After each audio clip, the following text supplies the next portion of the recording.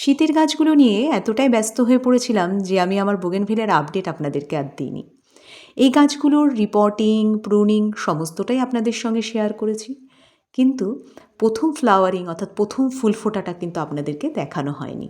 যাই হোক, দ্বিতীয়বারের মতো ফুল ফুটেছে। প্রথমবার ফুল ফুটে যাওয়ার পর প্রতিটা গাছে আমি মিশ্র সার প্রয়োগ করেছিলাম, মিশ্র জৈব সার প্রয়োগ করেছিলাম। তারপর কিন্তু দ্বিতীয়বারের মতো ফুল ফুটেছে। এমনকি ফুল ফোটার পর কিছু ফুল ঝরেও গেছে। এখনও যা আছে সেটাই আপনাদের সঙ্গে শেয়ার করলাম। এই যে গাছটা দেখছেন, এত সুন্দর ফুল ফুটেছিল যে অসাধারণ লাগছিল কিন্তু গাছটা। যাই হোক, আমার ছাদ বাগানে 25 থেকে 30টা ভ্যারাইটির বোগেনভেলিয়া আছে। সবগুলো একসাথে দেখানো সম্ভব নয়, তাই কয়েকটা গাছ দেখালাম আপনাদেরকে। এটা থিমা ভ্যারাইটি। সারা বছর কিন্তু এই গাছটাতে প্রচুর ফুল হয়।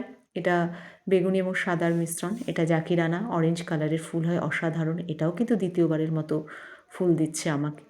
যে সমস্ত বন্ধুরা কম সময় পান বা পরিচর্যার জন্য কম সময় পান, তাদেরকে বলবো অবশ্যই কিন্তু আপনারা বোগেনভিলিয়া গাছ করতে পারেন।